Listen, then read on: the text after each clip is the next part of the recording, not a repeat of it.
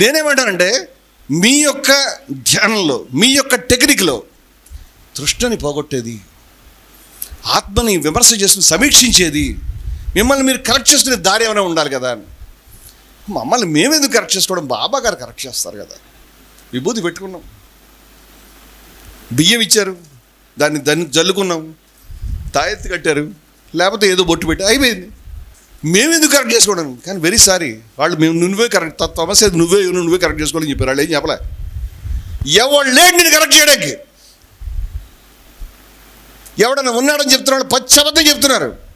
ప్రాచీనులు కొండ బద్దలు కొట్టేటి చెప్పారు. సర్వం కల్విదం బ్రహ్మ బ్రహ్మస్మి అనేటువంటి నా వాక్యాలు, మహావాక్యాలు ఏవైతే ఉన్నాయో, నువ్వు మొత్తం వేదం చదవలేవు కాబట్టి, మొత్తం ఉపనిషత్తు చదవలేవు కాబట్టి, మొత్తం వాళ్ళ యొక్క ఆలోచనని లోతుని అర్థం చేసుకోలేవు కాబట్టి, వాళ్ళు దాన్ని చాలా సింప్లిఫై చేసి మనలాగా ఇంత లవ్ పుస్తకాలు రాయకుండా 4 మాటలు చెప్పారు. అది నువ్వే తత్వమసి అని. ఏది నువ్వు? ఎవరైతే నిన్ను ఈ దుఃఖాల నుంచి బయటపడాలి నువ్వే. ఎవరైతే నీ ఎగ్జామ్ దిద్దు అది నువ్వే. నీ కొడుకుదా అది కూడా నువ్వేరా బాబు, అన్నీ నువ్వే. You are the doctor, you are the patient, you are the guru, you are the master, you are the god, you are the disciple. ఎవడు తీసుకుంటాడు? తీసుకోపోతే అది వాడు చెప్పాడు, భయం లేకుండా చెప్పాడు. నువ్వు చెప్పు, ఎవడు తీసుకుంటాడు? వాడే తీసుకుంటాడు. కోట్ల మందిలో ఒకడు తీసుకుంటాడు.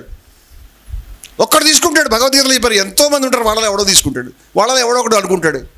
కస్య ధీర ప్రత్యేగాత్మ నమైక్షన్, ఎవడో ఒక ధీరుడు, ఎవడో ఒకడు. అవృత్త చక్షు, కళ్ళను వెనక్కి తిప్పాడు. అమృతత్వం ఇచ్చాడు, అమృతత్వాన్ని అందుకోవడానికి. వాళ్ళు సరిపోతారు. వాళ్ళ గురించి చెప్పు. కఠోపనిషత్తు చెప్పిందే, ఎవడు తీసుకుంటాడు, ఎవడు కళ్ళను వెనక్కి తిప్పుతాడు, ఎవడు లోపల చూసుకుంటాడు అనుకోలేదే. నువ్వు కూడా ఎందుకు జంకుతున్నావు దానికి? అబద్ధాలు ఎందుకు చెప్తున్నావు? ఏమైనా కోరుకుంటావా? అవసరం ఏముంది? వాషింగ్ పౌడర్లు అమ్ముకుంటే, మిషన్లు అమ్ముకుంటే బెటరు, సబ్బులు అమ్ముకుంటే బెటరు, మరేదైనా అమ్ముకుంటే బెటరు. ఆధ్యాత్మికంగా అమ్ముకోవడం ఎందుకు? నాకు చాలా ఆశ్చర్యంగా ఉంది. ఏముంచుతారు మీరు? ఏదైనా గొప్ప పరమార్థాన్ని అందుకోవడానికి జీవితాన్ని పెడతాము. ఇక్కడ నువ్వు ఏదో సబ్జెక్ట్ ఎందుకు ఇది? What for? ఏం ఆశిస్తున్నావు? ఏం కావాలని? ఏమైనా కావాలని వదిలేయాలి కదా. అన్ని కోరికలు దుఃఖాన్ని దారితీస్తాయి. మంచి చేయాలనే కోరిక కూడా దుఃఖాన్ని దారితీస్తుంది. మంచి చేయాలనే కోరిక కూడా, కోరికకి అటు ఇటు తేడాలు లేవు. చెడ్డ మంచి లేదు. మన దేవుడు నిర్గుణుడు. దేవుడు అనే వాడు ఉంటాడు. దేవుడు అనే కాన్సెప్ట్ వాళ్ళు చాలా చాలా జాగ్రత్తగా కాషస్గా వాడినటువంటి వర్డ్స్ అవన్నీ కూడా. అటు వెళితే మంచి గుణాలు, ఇటు వెళితే చెడ గుణాలు. అనంత కరుణామయుడు కృపాశీలుడు కాదు, అంత లో లెవెల్ గాడు. బియాండ్. +1 -1 2 అంకెలే. +10 -10 2 అంకెలే. అంకెలకి దాటి 2 డైమెన్షన్ దాటి 3 డైమెన్షన్ దాటినటువంటి విషయం ఇది. And you are, that's you. అది నువ్వు. అది నీకు స్వరూపాన్ని నువ్వు అర్థం చేసుకో.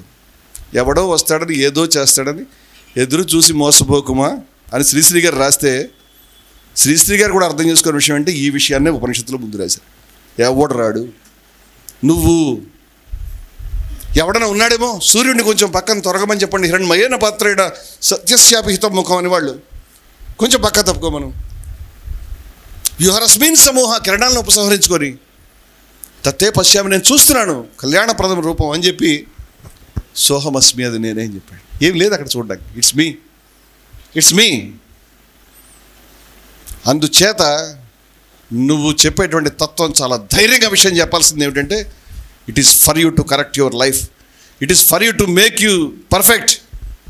నీ కళ్ళు తెరుచుకోవాల్సింది, నిన్ను పైకి ఎక్కించాల్సింది, దింపాల్సింది, ఏం చేసినా అది నువ్వే చేయాలి. ఎవడు లేట్ చేయడానికి. ఇది ఫండమెంటల్ ఆఫ్ కన్షియస్ మెడిటేషన్.